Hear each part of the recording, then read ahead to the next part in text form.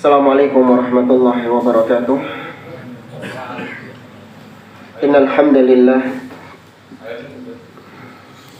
nahmaduhu wa nasta'inuhu wa nastaghfiruh wa na'udzu billahi min syururi anfusina wa min sayyiati a'malina. Man yahdihillahu fala mudhillalah wa man yudlil fala hadiyalah. Wa asyhadu an la ilaha illallah wahdahu la syarikalah wa asyhadu anna Muhammadan abduhu wa rasuluh. Ya ayyuhalladzina amanu taqullaha haqqa tuqatih wa la tamutunna illa wa antum muslimun.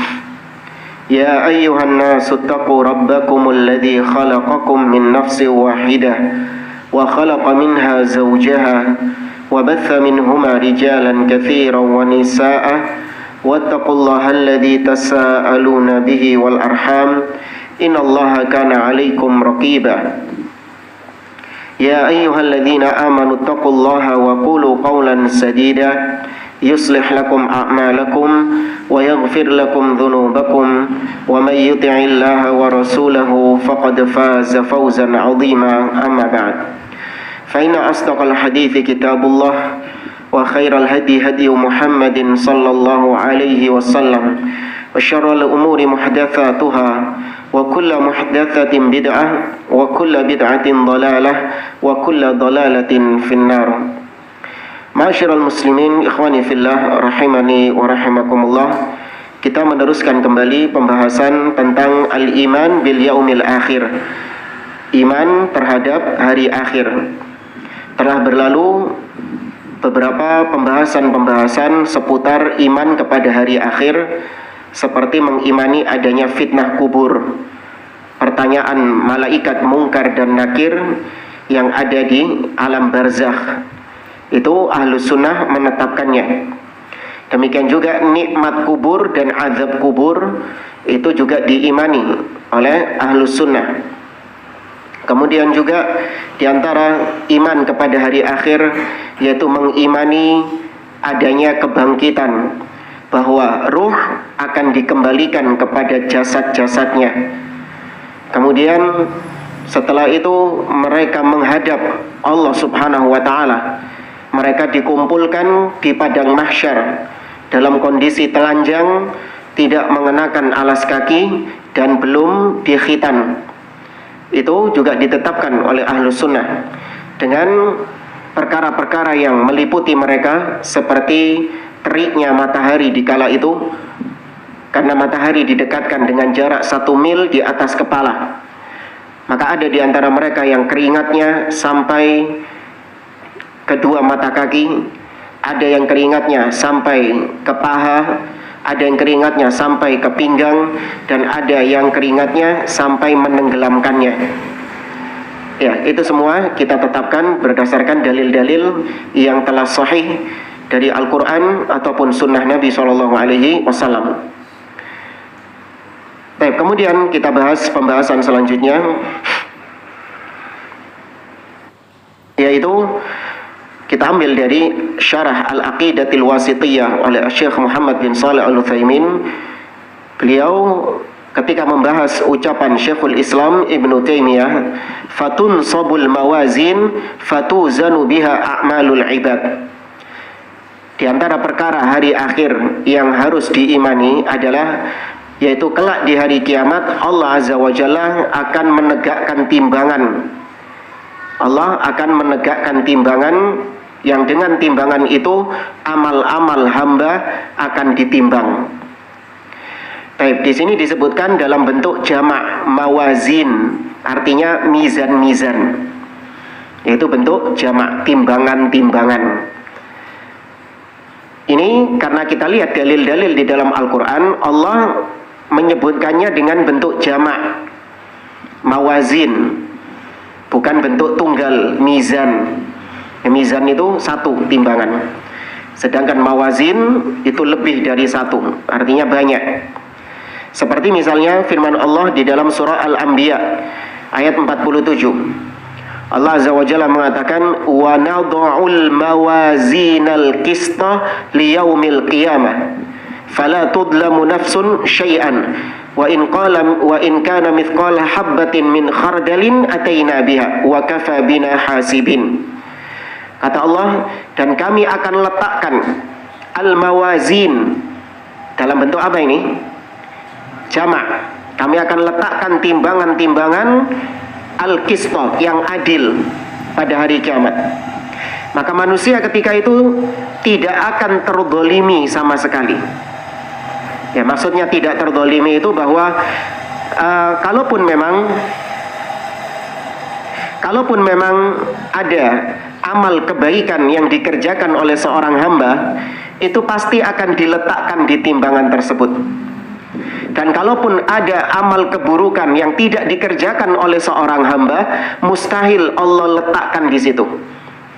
Ya, jadi nggak usah khawatir ketika ngelihat mizan, perasaan dulu saya nggak pernah berzina, perasaan dulu saya nggak pernah mencuri, kok di timbangan itu ada amal perbuatan mencuri ya? Nah, itu mustahil. Itu namanya hamba tersebut dizalimi sama Allah Azza wa Jalla. Sebaliknya juga gitu, perasaan dulu saya pernah haji, perasaan dulu saya pernah bangun masjid, perasaan dulu saya pernah ini dan ini, kok nggak ada di timbangan kebaikan. Maka itu juga mustahil. Fala tudlamu nafsun syai'a, sedikit pun seorang tidak akan terdolimi di situ. Wa in kana mithqala habbatin min khardalin ataina biha. Bahkan meskipun amal itu sekecil biji sawi, kalau memang dia mengerjakannya, baik itu amal kebaikan atau amal keburukan, meskipun kecil, kami akan timbang, pasti akan diletakkan di timbangan tersebut.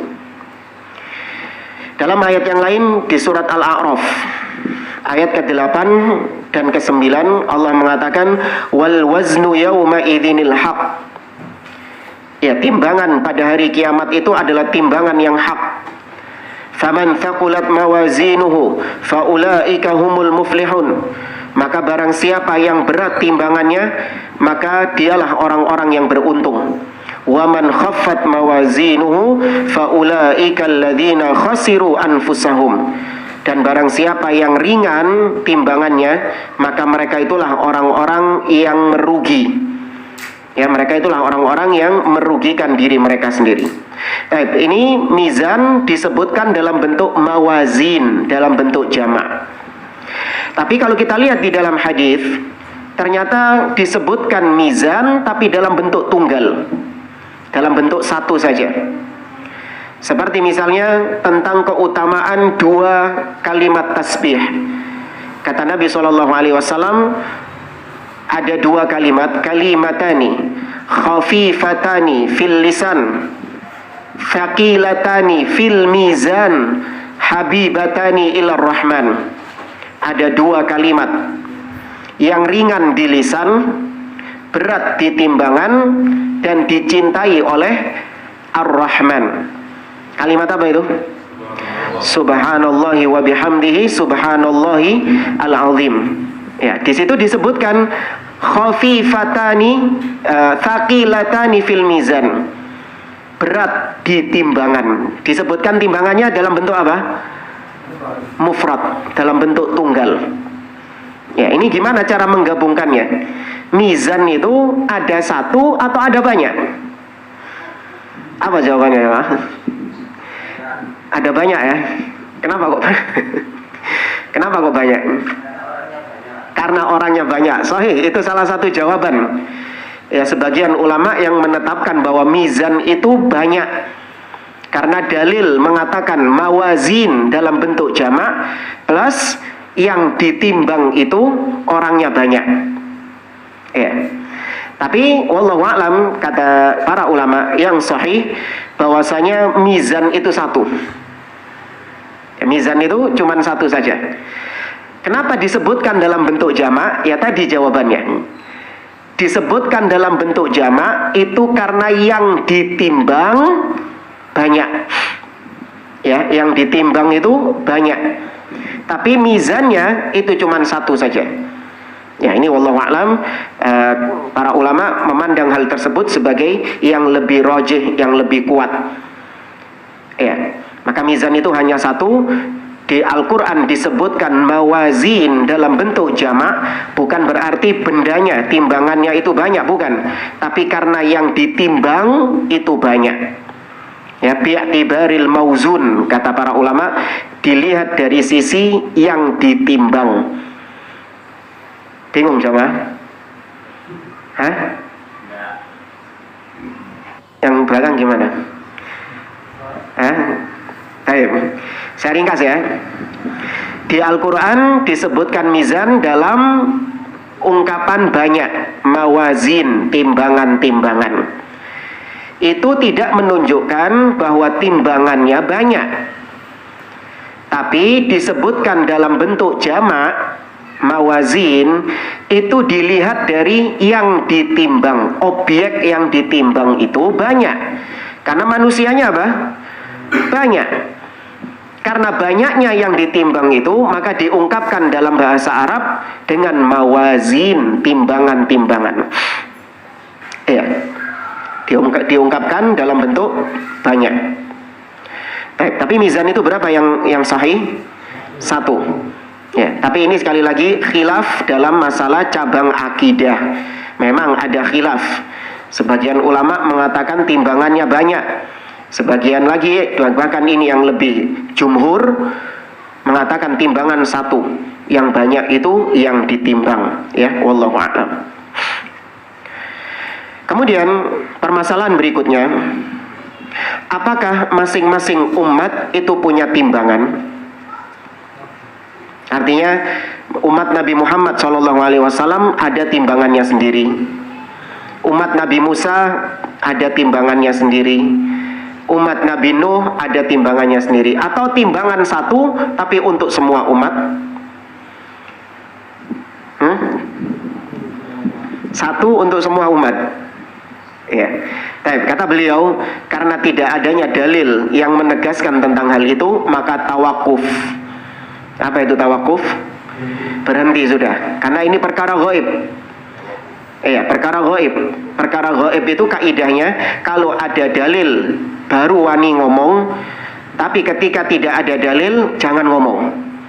Jangan menerka-nerka, jangan membayang-bayangkan, jangan menebak-nebak. Itu nggak boleh dalam perkara-perkara gaib. Harus dengan dalil kalau berbicara. Ya, maka sikap beliau adalah tawakuf.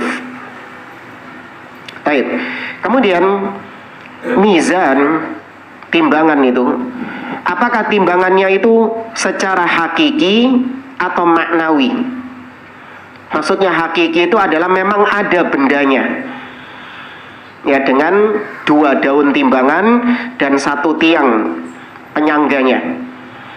Apakah memang ada timbangan yang hakiki seperti itu, ada bendanya, atau timbangan itu Allah mengatakan timbangan hanya sebatas maknawi, artinya keadilan, bahwa Allah itu adil, tapi Allah mengungkapkannya dengan timbangan.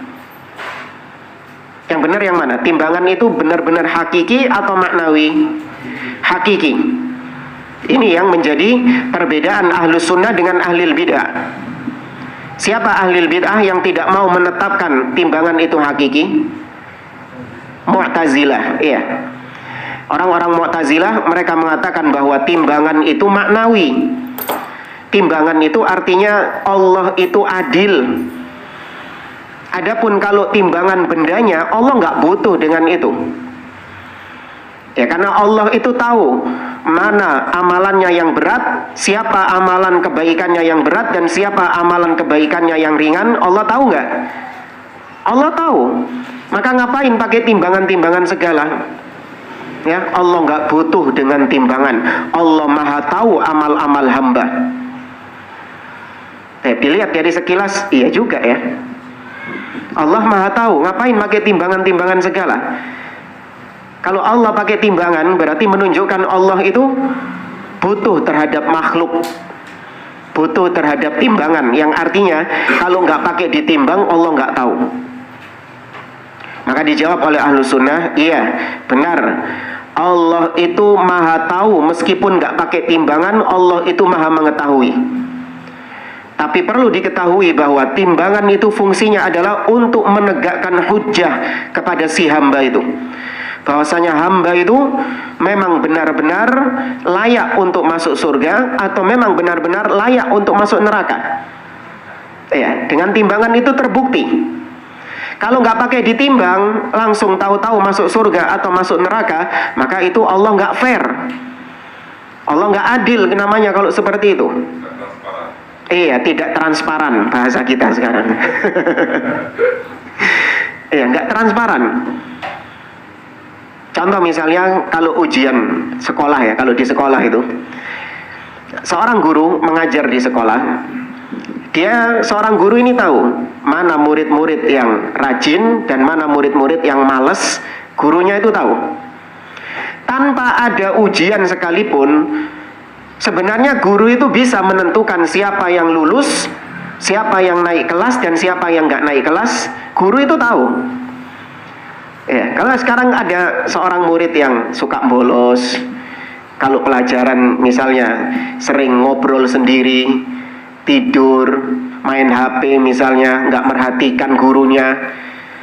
Ya, dengan murid yang benar-benar rajin, nyatet, kalau ditanya mesti jawab. Ya.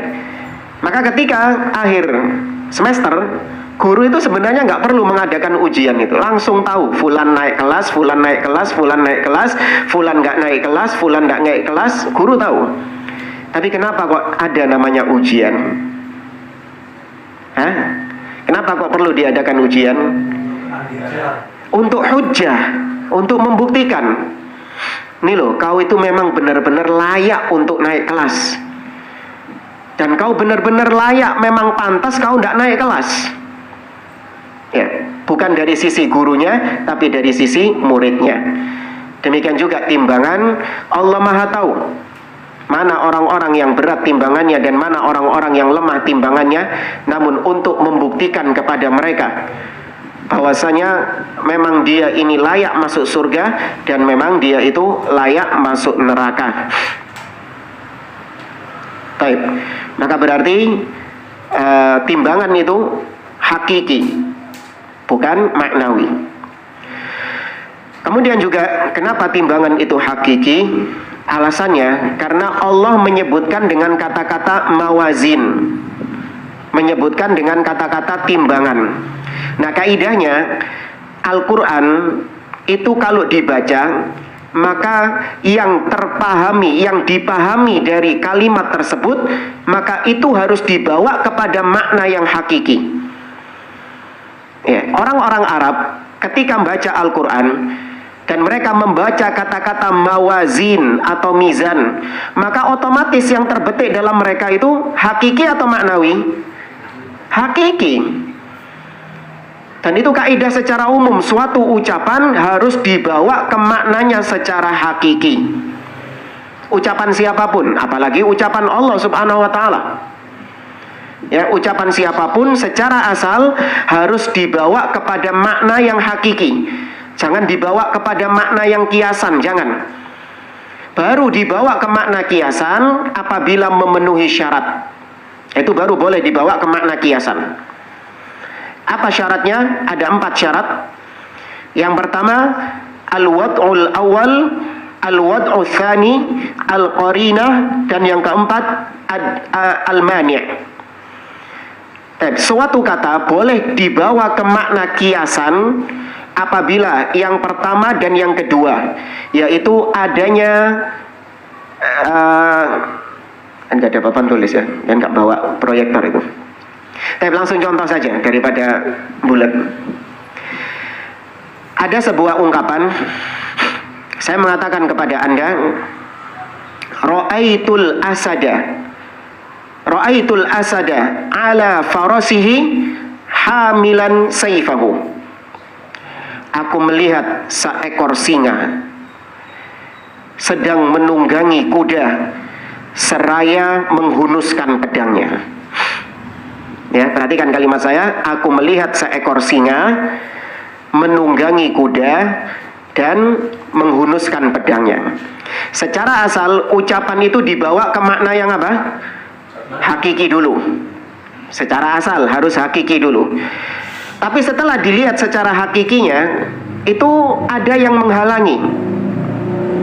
Ada yang menghalanginya. Apa itu?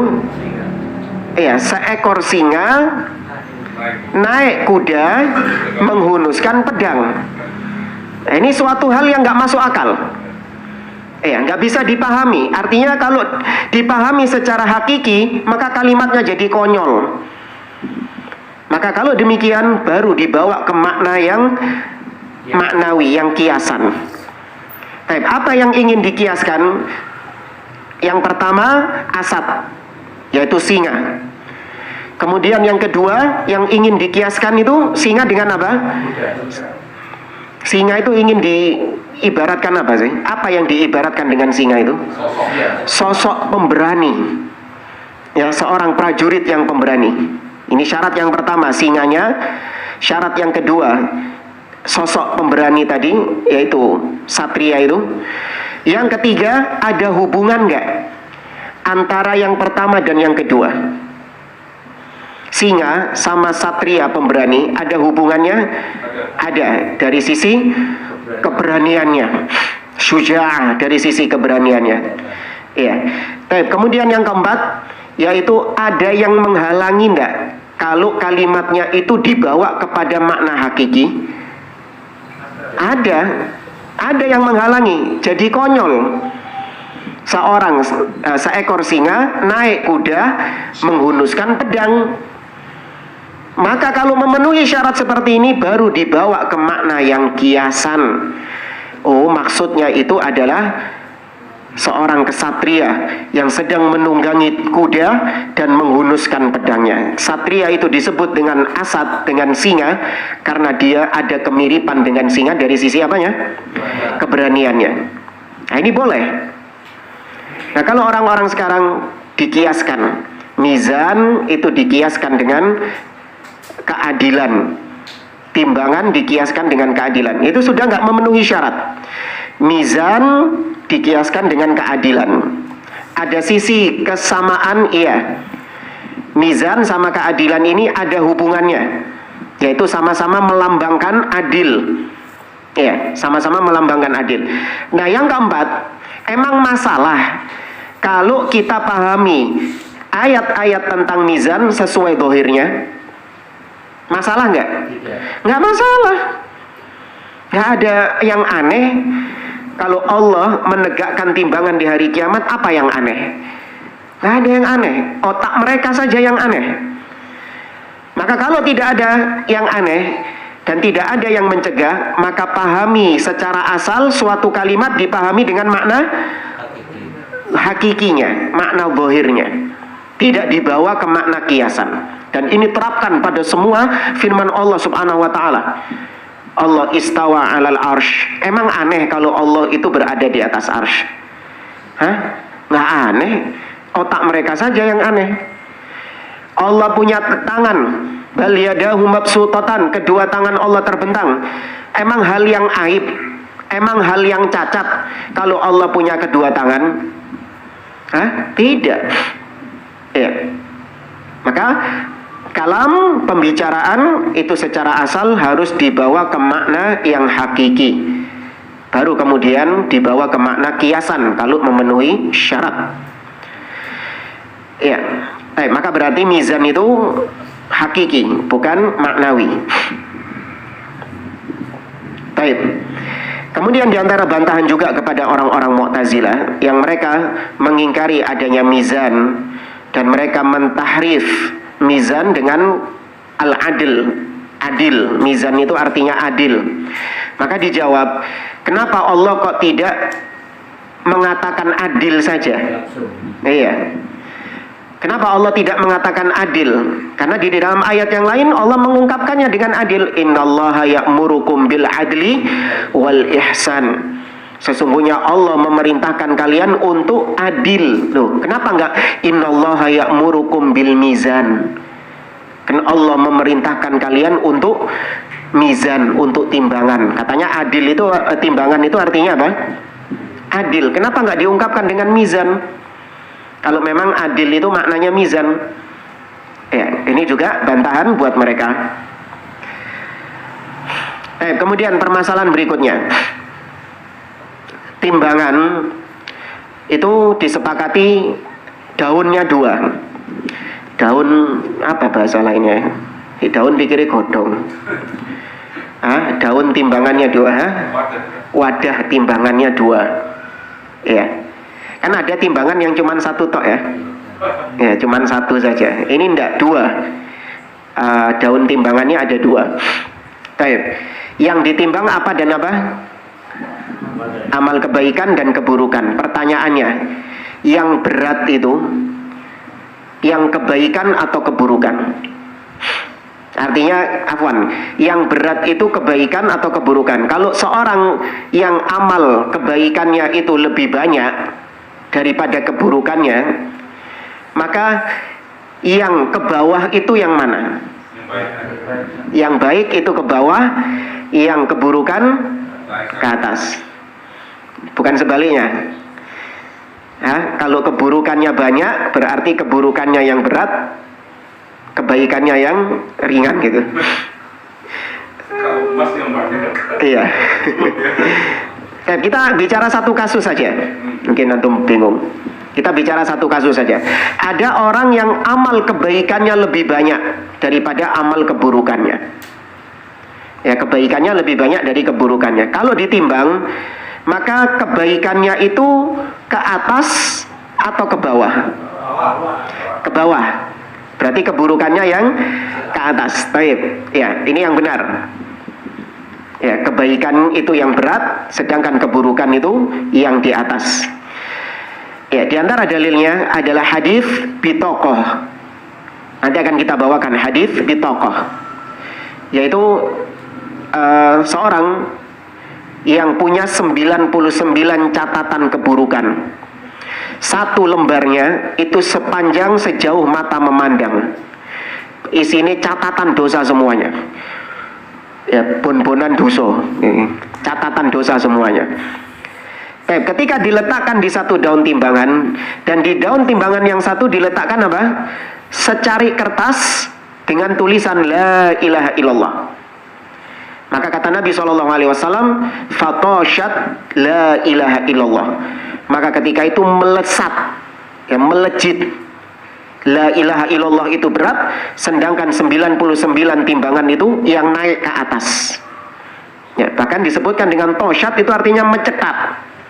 Mencetat itu berarti apa bahasa Indonesianya? Iya, terlempar. Iya, saking beratnya itu. Nanti akan ada pembahasan tentang hadis 99 atau hadis bitokoh. Tapi intinya yang ditetapkan di sini amal kebaikan itu yang berat. Karena ada sebagian orang yang menganggap, Ustadz, yang benar itu amal kebaikannya yang di atas. Ya, kalau kebaikannya itu lebih banyak, maka amal kebaikannya itu yang naik ke atas. Kenapa? Karena namanya atas lebih baik daripada bawah. Ya, jadi ini pakai akal dia itu. Maka tidak. Dalam hal ini memang dalil-dalil menunjukkan bahwa amal kebaikan kalau berat maka dia posisinya di bawah. Nah, pembahasan berikutnya yaitu apa yang ditimbang. Yang ditimbang itu apanya? Nah, ini juga termasuk khilaf di antara para ulama. Ada yang berpendapat bahwa yang ditimbang itu adalah amalannya. Ya, yang ditimbang itu adalah amalannya. Kalau ditanya, Ustadz, amalan ini kan sesuatu yang abstrak, bukan sebuah benda. Kok bisa ditimbang? Zikir Anda, sholat Anda, puasa Anda, itu benda enggak? Bukan benda. Tapi kok bisa ditimbang? Maka dijawab oleh para ulama, Allah ala kulli syai'in qadir. Allah maha mampu menjadikan amalan-amalan yang non benda pada hari kiamat dijadikan benda sama Allah yang punya berat, atau dijadikan apapun yang punya berat. Allah maha mampu atas segala sesuatu. Sebagaimana kematian al-maut pada hari kiamat kelak itu dibentukkan oleh Allah dalam bentuk apa? Kambing, al-kabsh, dalam bentuk kambing. Sebagaimana hadis Nabi menceritakan, idza dakhala ahlul jannati al-jannah wa dakhala ahlun nar an-nara. Ketika penduduk surga sudah masuk surga semuanya, penduduk neraka sudah masuk neraka semuanya, fayu'ta bil maut, maka didatangkan kematian ala suratil kabsh, dengan bentuk kambing. Fayuj'alu baina ahlil jannah wa baina ahlin nar, maka diletakkan kambing ini antara penduduk surga dengan penduduk neraka. Fayuzbah, kemudian kematian itu dimatikan. Ya, dengan disembelihnya kambing tadi menunjukkan bahwa kematian itu mati. Padahal mati itu benda bukan kata kerja. Tapi dimatikan kematian tersebut. Fayazdadu ahlul jannati farhan, maka penduduk surga ketika ngelihat kematian itu mati, semakin tambah gembira mereka, semakin senang. Karena kebahagiaan, tidak ada yang bisa melenyapkan kebahagiaan seseorang kecuali al-maut, kematian. Di dunia saja, orang sebahagia-bahagianya hidupnya itu, pasti yang dikhawatirkan apa? Mati. Makanya Nabi mengatakan, aktsiru dzikra hadzimil ladzat, perbanyaklah kalian mengingat pemutus kenikmatan, yaitu al-maut, kematian. Maka ketika mati itu mati, senang penduduk surga. Akhirnya mereka bisa menikmati kenikmatan-kenikmatan surga tanpa khawatir mati. Ya. Di dunia jangankan khawatir mati, banyak yang dikhawatirkan. Khawatir mau makan ini, khawatir kolesterol, mau minum ini, khawatir diabetes. Tapi kalau penduduk surga tidak ada namanya kematian. Kulu washrobu hani'an, makan dan minumlah kalian dengan enak, dengan puas, dengan lahap, tanpa khawatir sakit, tanpa khawatir mati. Ya, nas'alullaha min fadlih.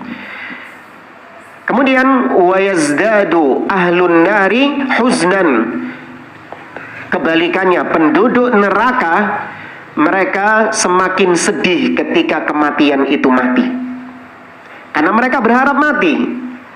Mereka mengatakan kepada Malik, ya Malik, liyaqdi alaina rabbuk, wahai Malik, bilang kepada Tuhanmu untuk mematikan kita. Nggak kuat mereka dengan siksa neraka.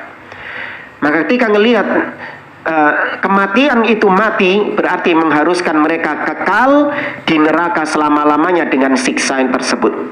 Ya, naudzubillah. Baik, maka yang pertama yang ditimbang apanya tadi? Amalannya. Ya, yang ditimbang adalah amalannya, dan nggak usah ditanya bagaimana Allah menjadikan amalan yang abstrak menjadi sebuah benda. Dan kemudian masih tentang amalan tersebut, bahwasanya amalan yang ditimbang itu mencakup amal kebaikan dan amal keburukan. Dua-duanya ditimbang sama Allah Subhanahu wa taala. Bukan hanya amal kebaikannya saja, bukan hanya amal keburukannya, tapi amal kebaikan dan keburukan. Ini yang disebutkan Allah dalam surah Az-Zalzalah. Kata Allah, فَمَنْ يَعْمَلْ مِثْقَالَ ذَرَّةٍ خَيْرًا يَرَهُ وَمَنْ يَعْمَلْ مِثْقَالَ ذَرَّةٍ شَرًّا يَرَهُ. Barang siapa yang mengamalkan kebaikan meskipun sebesar dzarrah, sekecil dzarrah, maka dia akan melihat kebaikan itu. Tapi barang siapa yang mengamalkan keburukan meskipun sekecil dzarrah, maka dia akan melihat keburukan tersebut. Ya, jadi yang ditimbang amal kebaikan dan keburukan. Demikian juga dalil yang menunjukkan bahwa yang ditimbang itu amalannya adalah hadis tentang kalimat tasbih tadi, subhanallahi wa bihamdi subhanallahil azim. Kata Nabi, thaqilatani fil mizan. Zikir ini sangat berat di timbangan. Berarti yang menunjukkan yang ditimbang apanya? Amalannya. Ya, yang ditimbang amalannya. Akan tetapi, kata beliau, ada dalil-dalil lain yang menunjukkan bahwa ternyata yang ditimbang bukan cuma amalan, tapi yang ditimbang itu catatan amalnya. Beda ya, amalan dengan catatannya. Ya. Nah, diantaranya adalah hadis al-bitaqah yang tadi kita singgung. Ya, bitaqah itu artinya kartu atau secari kertas. Disebut hadis bitaqah karena di dalam hadis ini menyebutkan tentang secari kertas yang bertuliskan apa? La ilaha illallah. Rajulun yu'ta bihi ala ru'usil khalaik. Ada seseorang di hari kiamat yang didatangkan di hadapan manusia-manusia yang lain. Wa tu'radu alaihi a'maluhu fi sijillat tablughu tis'atan wa tis'ina sijillan. Kemudian dihamparkan kepada orang ini catatan-catatan dosa sebanyak 99 lembar. Catatannya ini 99 lembar. Kullu sijilin minha yablughu muddal basar. Satu catatan itu panjangnya sejauh mata memandang. Ya, sejauh mata memandang. Ana nggak pernah ngukur ya. Berapa sejauh mata memandang manusia? Ya jangan di tempat kayak gini, gak ketok. Di tempat yang luas, ya di padang pasir atau di laut gitu. Ana nggak tahu berapa jarak sejauh mata memandang itu berapa jaraknya, wallahu a'lam. Tapi panjang jamaah. Ya panjang. Dan sama antara yang matanya sehat dengan matanya minus itu sama. Cuman bedanya kabur saja, ya. Tapi jaraknya ya sama, jauhnya juga sama. Tapi intinya panjang catatannya. Itu satu. Ada kayak gitu 99. Dosa kabeh sini. Ya semuanya catatan track record dosanya. Fayaqirru biha, dan orang ini mengakui semua perbuatan dosa yang tercatat di situ. Iya, tak lakoni kabeh 99 ini. Fayuqalu lahu alaka udhrun aw hasanah, maka dikatakan kepada orang ini, yaitu Allah berkata kepada orang ini, apakah kau punya uzur? Ada alasan kenapa kau bisa sebanyak ini catatan dosanya? Atau mungkin kau punya kebaikan-kebaikan yang dengannya bisa menghapus catatan dosa ini? Karena namanya kebaikan itu menghapuskan dosa. Innal hasanat yudhibnas sayyiat, kata Allah. Sesungguhnya kebaikan bisa menghapuskan keburukan-keburukan. Maka orang ini mengatakan, la ya Rabbi, tidak wahai Rabbku, aku nggak punya alasan dan aku nggak punya uzur, nggak punya kebaikan. Fayaqulullah, maka Allah mengatakan, bala, sebenarnya kau punya kebaikan. Innalaka indana hasanah, di sisi kami kau memiliki kebaikan. Fayu'ta bibitaqatin saghirah, maka didatangkan secari kertas yang kecil. Ya, didatangkan secari kertas yang kecil. Fiha asyhadu an la ilaha illallah wa asyhadu anna muhammadar rasulullah. Di dalam kertas yang kecil itu ada 2 kalimat syahadat. Fayaqul, maka orang tadi heran. Dia mengatakan, ya Rabbi, ma hadhil bitaqah ma hadhis sijillat. Wahai Rabbku, apa manfaatnya secari kertas ini jika dibandingkan dengan 99 catatan dosa itu? Fayuqal, maka Allah mengatakan, innaka la tudlim, innaka la tudlam, sesungguhnya engkau tidak dizalimi. Wis tenang wae. Ya, kau enggak akan dizalimi di hari ini. Qal fatudau sijillat fi kiffatin wal bitaqah fi kiffatin fatashatis sijillat wa thaqulatil bitaqah. Maka diletakkan 99 catatan dosa tadi diletakkan di satu daun timbangan, dan kertas kecil tadi diletakkan di satu daun timbangan. Fatashat as-sijillat, mencetat, ya, 99 tadi terlempar dan jatuh yang bitokoh tadi itu, saking beratnya kalimat la ilaha illallah tersebut. Ya, di sini yang jadi pendalilan kita, yang ditimbang apanya tadi? Catatan dosanya, catatan amalannya. Jadi yang ditimbang catatan amalannya. Ya. Berarti kita sudah punya 2, yang ditimbang amalannya dan yang ditimbang catatannya. Ternyata ada satu lagi dalil-dalil yang menunjukkan bahwa yang ditimbang apanya? Orangnya yang ditimbang. Ya, yang ditimbang adalah orangnya.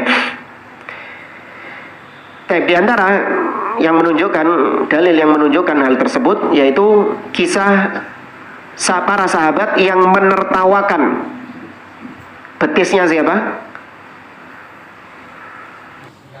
Abdullah bin Mas'ud radhiyallahu taala anhu. Ya. Diriwayatkan bahwa suatu ketika kana radhiyallahu anhu daqiqas saqain wa ju'ilatir rihu tuharrikuhu fa dhahika as-sahabatu radhiyallahu anhum. Suatu ketika Abdullah bin Mas'ud adalah seorang yang punya betis yang kecil. Di suatu perkumpulan atau ya bersama sahabat-sahabat yang lain, Abdullah bin Mas'ud ini tiba-tiba kena angin, ya, sehingga apa istilahnya, ketara angin ini apa? Ketara angin ini berarti ketiup angin, ya, ketiup angin, maka tersingkap betisnya itu, kebuka betisnya itu. Nah, ini menunjukkan para sahabat itu mengenakan pakaian-pakaian yang tertutup, ya. Nggak ada ceritanya para sahabat itu keluar cuman pakai celana pendek kayak sebagian orang sekarang, ya, terbuka auratnya, tidak. Mereka benar-benar orang yang menutup. Nah, ketika tersingkap betisnya itu, para sahabat pun tertawa. Ya, para sahabat pun tertawa melihat itu. Ya, wajar ya, bukan berarti para sahabat ini orang yang mengejek Abdullah bin Mas'ud, merendahkan Abdullah bin Mas'ud, tidak. Itu hal yang wajar ketika ngelihat ada sesuatu yang lucu, sesuatu yang ya bentuknya itu aneh, itu wajar. Kita pernah tertawa ya ketika ngelihat ada seorang yang dia itu badannya kekar, ya, badannya kekar, tapi ternyata ngondek. Tahu ngondek? Apa ngondek? Iya, bukan bencong ya. Dia pakaiannya anunya tuh maskulin, dia ini apa? Lanang ngono loh. Maco, iya. Tapi ternyata kalau ngomong itu terus gaya bicaranya itu ya geli sendiri gitu loh. Ngondek gitu. Nah, kita lucu ngelihat orang-orang kayak gini, nggak match antara badan sama perbuatan. Atau yang semisal dengan itulah. Iya. Ada juga pernah kita di tempat perbelanjaan itu eskalatornya itu, tangga yang itu mati, ya, tangga yang jalan ini mati. Ya, saya bareng sama satu orang yang kekar badannya itu. Ketika ngelihat tangganya mati itu, saya tetap naik. Ini orang yang kekar ini gak mau naik, milih naik lift, muter dia, naik lift. Nah, itu kita kadang ketawa. Badannya kekar, naik seperti ini saja gak mampu, pilih naik lift itu. Tapi intinya tertawa di sini bukan dalam rangka mengejek, ya, tapi memang ketika seorang refleks ngelihat sesuatu yang aneh, sesuatu yang memang lucu, tertawa, ya, bukan aib. Maka Nabi bertanya, mimma tadhakun, apa yang kalian tertawai? Qalu min diqqati saqaihi, karena kami tertawa karena ngelihat betisnya Abdullah bin Mas'ud yang kecil. Ya. Qal walladzi nafsi biyadihi lahuma fil mizan athqalu min Uhud. Demi Allah yang jiwaku berada di tangannya, itu betis yang kecil itu, betisnya Abdullah bin Mas'ud itu, nanti di hari kiamat lebih berat daripada gunung Uhud. Nah, berarti yang ditimbang apanya tadi? Manusianya lebih berat daripada gunung Uhud. Demikian juga dalam hadis yang lain, Nabi menceritakan, yu'ta bi rajulin samin, didatangkan seseorang yang gemuk sekali. Ya, didatangkan seseorang yang gemuk. Fatuzanu, maka dia pun ditimbang, la tablughu janaha ba'udah, tapi ternyata beratnya dia tidak lebih berat dari sayap nyamuk. Orangnya gede, rajulun samin, lemu. Tapi ketika ditimbang, ternyata beratnya dia tidak lebih dari sayap nyamuk. Berarti yang ditimbang bukan berat badannya ini. Apa yang ditimbang? Manusianya, tapi bukan dari sisi berat tubuhnya, tapi dari sisi amalan-amalannya. Tapi objek yang ditimbangnya itu orangnya. Ya. Maka ada 3 berarti yang ditimbang: amalan, catatan, dan orangnya. Nah, ini juga termasuk diantara khilaf yang ditolerir. Khilaf dalam masalah akidah yang ditolerir. Ya, karena memang para ulama khilaf tentang hal tersebut. Ya, maka kesimpulannya kata beliau, inna minan nas man yuzan amaluhu, wa minan nas man yuzan sahaifu amalihi, wa minan nas man yuzan huwa binafsihi. Menggabungkan 3 yang ditimbang ini, maka jawabannya mudah. Kita katakan, kata beliau, ada sebagian orang yang memang yang ditimbang itu amalannya. Orang lain ada juga yang ditimbang itu catatannya. Tapi ada orang yang ditimbang badannya dia. Ya. Itu Allah Subhanahu wa taala yang menentukan siapa yang ditimbang dengan timbangan amalannya, badannya atau catatannya, itu Allah Subhanahu wa taala yang menentukan. Tapi kita tetapkan bahwa menimbang, ya Allah ketika menimbang itu dengan 3 timbangan tadi, dengan 3 cara tadi. Ya, karena dalil-dalil menunjukkan hal tersebut, maka kita mengimaninya. Ya. Baik, jamaah rahimani wa rahimakumullah.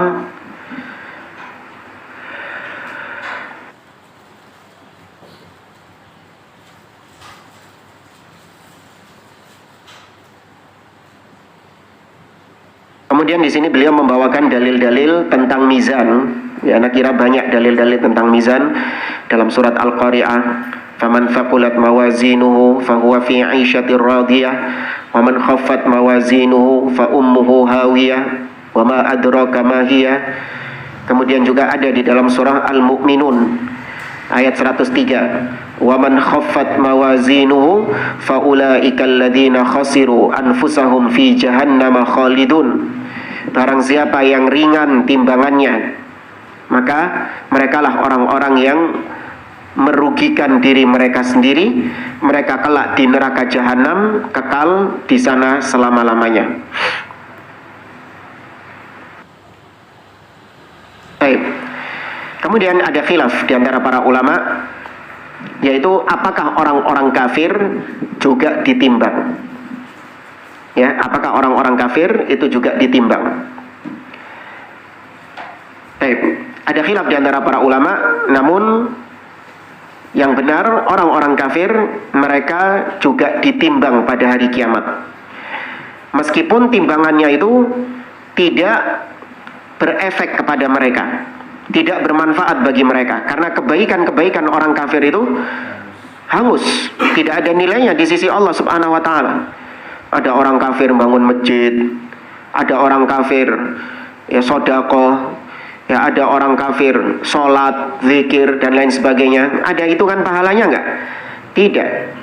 Maka itulah maksud firman Allah di dalam surah akhir surah Al-Kahfi, fala nuqimu lahum yaumal qiyamati wazna.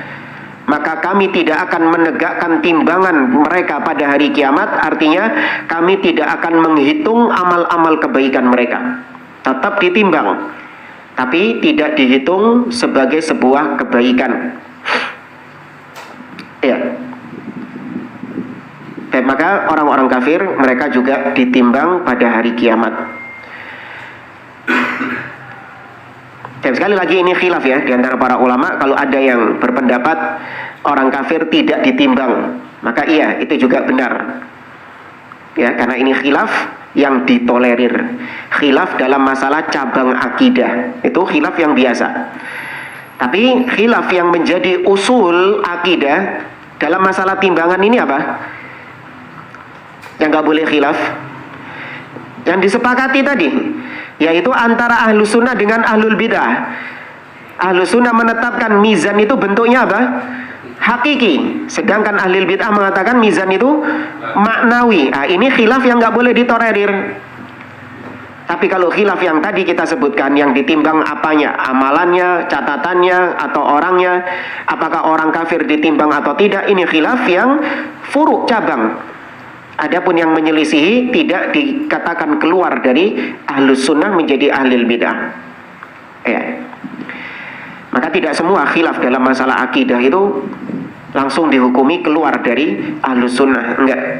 Memang kebanyakan iya. Ya, kebanyakan masalah akidah itu disepakati atau berbeda pendapat? Disepakati. Kalau dalam masalah akidah itu kebanyakan disepakati, sedikit yang khilaf. Ya. Baik jamaah rahimani wa rahimakumullah. Perkara berikutnya adalah iman terhadap hari akhir, yaitu pembahasan tentang watun syarud dawawin, yaitu pembagian catatan amal. Baik, sebelum kita lanjutkan ini, barangkali ada yang mau ditanyakan tentang masalah mizan, saya silakan. Ya. Masalah kata tadi, kata la ilaha illallah tadi. Iya. Ini memang sekedar ucapan saja. Nah. Ucapan yang artinya orang meyakini bahwa tidak ada yang berhak disembah dengan benar selain Allah. Apa cukup dengan orang yang mengucapkan ucapan itu tidak ada maksudnya? Iya. Berkaitan dengan tadi bitokoh yang berisi kalimat la ilaha illallah, apakah orang tersebut punya kartu la ilaha illallah itu hanya sebatas dari mengucapkannya saja, atau dia meyakininya di dalam hati dengan keyakinan yang sangat kuat? Ya, maka dijawab bahwa kalimat la ilaha illallah itu baru bermanfaat apabila orang tersebut meyakininya dan mengamalkan dalam kehidupannya. Karena kalau kalimat la ilaha illallah hanya sebatas lisan saja, maka berarti orang-orang munafik mereka sudah dikatakan muslim. Karena orang-orang munafik itu mengucapkan nggak la ilaha illallah? Mereka mengucapkan la ilaha illallah, tapi tidak bermanfaat ucapan mereka disebabkan mereka tidak mengimaninya di dalam hati. Seorang penyair pernah mengatakan, wa bi syurutin sab'atin qad quyyidat wa fi nususil wahyi haqqan waradat fa innahu la yantafi' qailuha bin nutqi illa haitsu yastakmiluha. Sesungguhnya la ilaha illallah syarat-syaratnya itu sudah diikat dengan 7 syarat. Ya, kalimat la ilaha illallah itu diikat dengan 7 syarat. Yang mana ke-7 syarat ini ada dalilnya di dalam nas-nas syar'i, di mana orang yang mengucapkan la ilaha illallah tidak bermanfaat ucapannya sampai dia melengkapi dengan 7 syarat tersebut. Apa 7 syarat ini? Al-ilmu wal yaqinu wal qabul wal inqiyad. Fadri ma aqul, kata penyair tersebut. Yang pertama, ilmu, dia harus tahu apa makna la ilaha illallah tersebut. Kemudian dia meyakininya, dia yakin dengan kalimat tersebut. Kemudian yang ketiga, qabul, dia menerima konsekuensi-konsekuensi yang terkandung di dalam kalimat tersebut. Wal inqiyad, dan dia patuh, ya, patuh terhadap kalimat tersebut. Kemudian yang kelima, wasidqu wal ikhlasu wal mahabbah waffaqakallahu lima ahabbah. Yang kelima adalah jujur dalam mengucapkan kalimat tersebut. Kemudian yang keenam adalah ikhlas. Dalam mengucapkannya harus ikhlas, harus murni karena Allah, tidak ada tendensi-tendensi lain. Dan yang ketujuh adalah mahabbah, yaitu dia cinta terhadap kalimat tersebut. Nah, orang tadi kok bisa dia itu mengucapkan la ilaha illallah tapi punya catatan dosa sebanyak itu? Maka dijawab oleh para ulama, orang yang bertauhid itu bukan berarti orang yang suci dari dosa. Ya, jadi jangan dianggap orang yang bertauhid dengan benar itu adalah orang yang tidak memiliki dosa sama sekali. Tidak. Sangat-sangat mungkin, bahkan harus, wajib. Tapi bukan berarti bermudah-mudahan ya. Karena Nabi mengatakan kullu bani Adam khata', semua anak manusia pasti berbuat kesalahan. Wa khairul khata'ina tawwabun, sebaik-baik orang yang berbuat salah adalah yang bertaubat. Maka kok bisa dia punya catatan dosa sebanyak itu? Maka jawabannya adalah meskipun dia orang yang bertauhid, maka dia jatuh ke dalam perbuatan dosa tersebut. Namun Ketika dia jatuh dalam perbuatan dosa itu, dosa tersebut tidak menjadikan tauhidnya batal. Apa itu? Dia tidak menganggap perbuatan dosanya itu halal. Ya, dia masih merasa dosa. Tapi karena imannya lemah, karena dia masih mengedepankan hawa nafsunya, sehingga dia berkali-kali jatuh dalam perbuatan dosa tersebut. Namun dia sadar bahwa itu perbuatan salah, itu perbuatan dosa, itu yang mendorong dia untuk bertobat kepada Allah, mendorong dia untuk istighfar kepada Allah, meskipun nanti jatuh lagi. Jadi kalau ada orang yang bertobat dari perbuatan dosa, mungkin nggak nanti suatu saat dia jatuh ke dosa itu lagi? Mungkin. Namanya syaitan terus menyesatkan, menjerumuskan manusia itu. Maka jangan ngelihat dari hal itu. Jangan ngelihat, wah nanti saya takutnya tahun-tahun berikutnya saya jatuh ke perbuatan dosa ini lagi. Mending nanti saja saya tobatnya. Itu kena jebakan syaitan, hati-hati. Kalau saya sekarang tobat, terus nanti saya jatuh ke dosa ini lagi, tobat lagi, terus nanti tahun berikutnya lagi saya jatuh ke dosa ini, tobat lagi, kok saya jadi mempermainkan tobat? Tidak. Selama tobatnya nasuha ya, bukan tobat-tobat yang main-main, bukan. Tobat nasuha dengan syarat-syarat yang sudah dimaklumi. Maka tobat saja, nggak apa-apa. Adapun kedepannya kita sudah berkuat sekuat tenaga menghindarkan diri dari perbuatan dosa tersebut. Namun toh kalaupun di tahun-tahun berikutnya kita jatuh dalam perbuatan dosa tersebut, maka kita tobat kembali. Itu bukan dikatakan mempermainkan tobat. Allah mengatakan, walladzina idza fa'alu fahishatan aw dhalamu anfusahum dzakarullah fastaghfaru lidzunubihim wa may yaghfiru dzunuba illallah wa lam yusirru ala ma fa'alu wa hum ya'lamun. Orang yang beriman itu ketika dia melakukan perbuatan dosa, mendolimi orang lain, maka langsung ingat Allah, fastaghfaru lidzunubihim, langsung beristighfar kepada Allah Azza wa Jalla, tidak ditunda-tunda. Itu mungkin wallahu a'lam. Yang lain?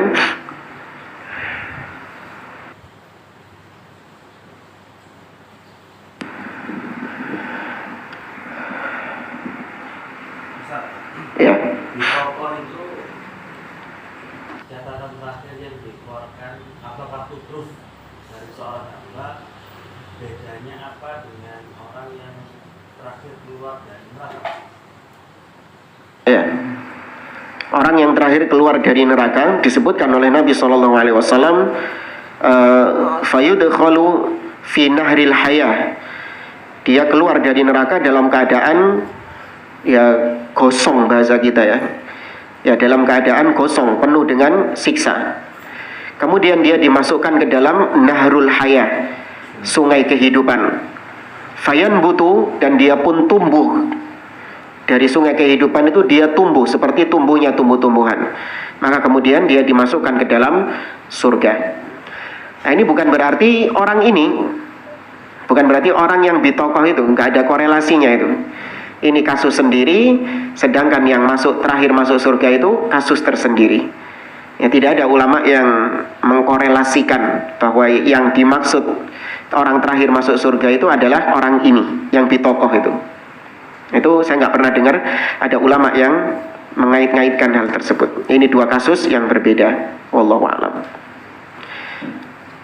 Kasus orang terakhir masuk surga itu untuk semakin memperkuat keimanan ahlus sunnah bahwa pelaku dosa besar, mereka itu selama masih ada imannya, selama masih ada tauhidnya, maka dia akan, kalau nggak diampuni sama Allah, dia disiksa di dalam neraka, namun sesuai dengan kadar dosanya. Sesuai dengan kadar dosanya. Kalau sudah, maka dia masuk surga. Nah, ada orang mikir, waduh, masuk surga tapi sudah babak belur. Ya kan? Masuk surga setelah keluar dari neraka ini sudah babak belur, sudah gosong, gak karuan sudah bentuknya. Maka dijelaskan ada namanya nahrul hayah, sungai kehidupan yang dia dikembalikan sebagaimana awalnya. Adapun bitokoh itu, dia itu langsung diampuni sama Allah. Hadits bitokoh itu, dia langsung diampuni sama Allah dan masuk surga. Itu diantara keistimewaan tauhid. Kalau Allah mau, Allah ampuni dia dan dia langsung masuk surga.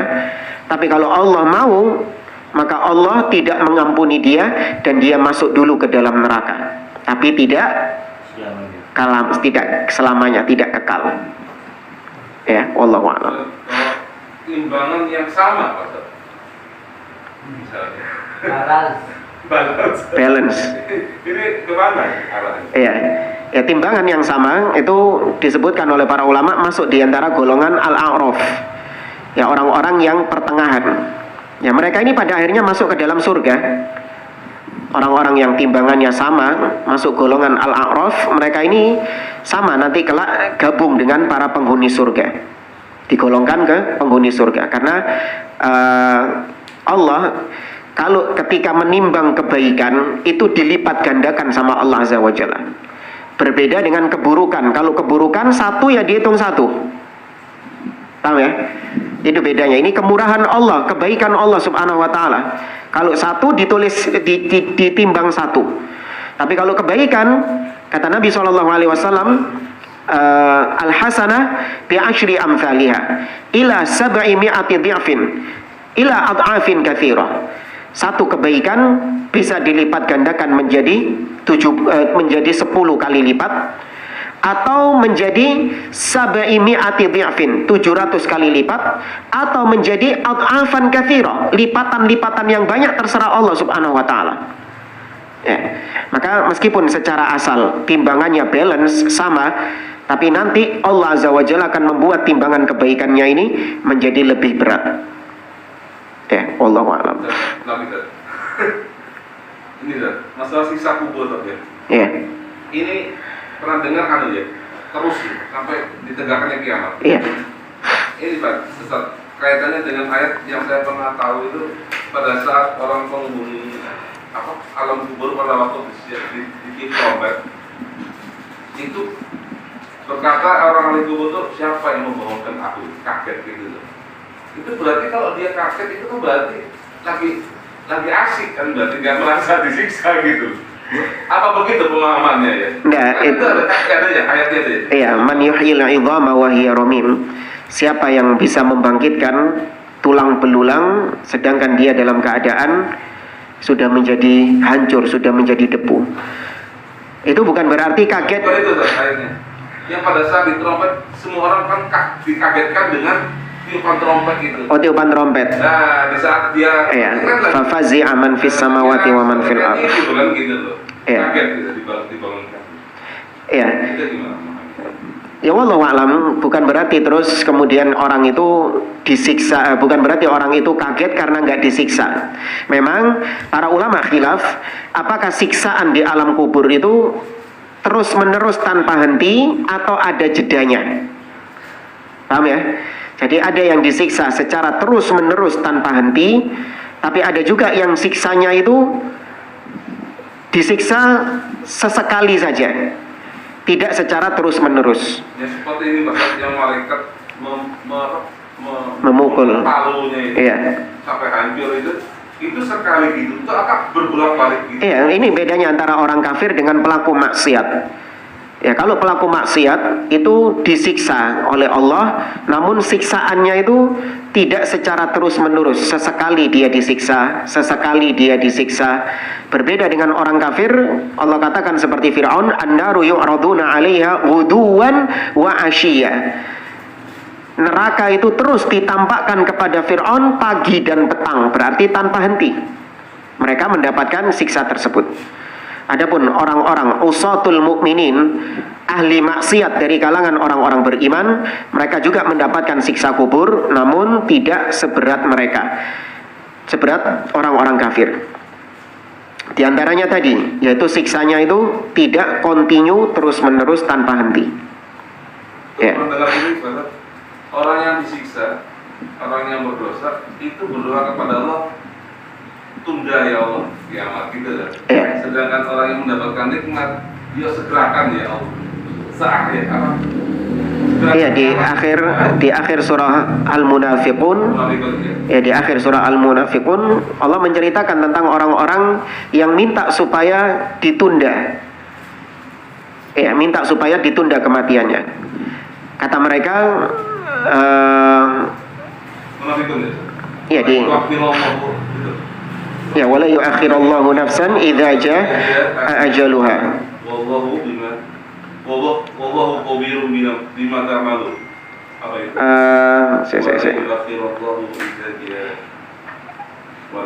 Ya, fayaqul rabbi laula akhartani ila ajalin qarib. Ya Allah, seandainya engkau menunda kematianku sebentar saja, ya ila ajalin qarib, fa as-saddaqa wa akum minas sholihin. Aku pasti akan bersedekah dan aku pasti akan menjadi orang-orang yang soleh. Dibantah sama Allah, wala yu'akhirallahu nafsan idza jaa ajaluha. Allah tidak akan menunda kematian seseorang ketika datang ajalnya. Ini berkaitan dengan kematian. Karena orang ketika dia meninggal, dia itu minta waktu sedikit untuk bertobat. Kenapa ya? Dulu ketika mau meninggal kok nggak dikasih tahu dulu, nggak dikasih extra time, sehingga aku bisa bertobat. Loh jamaah, orang kalau mau meninggal dikasih waktu 1 menit saja untuk siap-siap, maka 1 menit ini berharga nggak? Sangat berharga. 1 menit bisa dipakai untuk bertobat kepada Allah. Lebih malah dipakai untuk bertobat, menyesal dari perbuatan-perbuatannya, dan Allah Maha Pengampun, diampuni semua dosa-dosanya. Tapi nyatanya wala yu'akhirallahu nafsan idza jaa ajaluha. Allah tidak menunda kematian seseorang sedikit pun kalau sudah datang ajalnya. Ya, maka persiapkan bekal tersebut, jangan menjadi orang-orang yang menyesal minta tambahan waktu.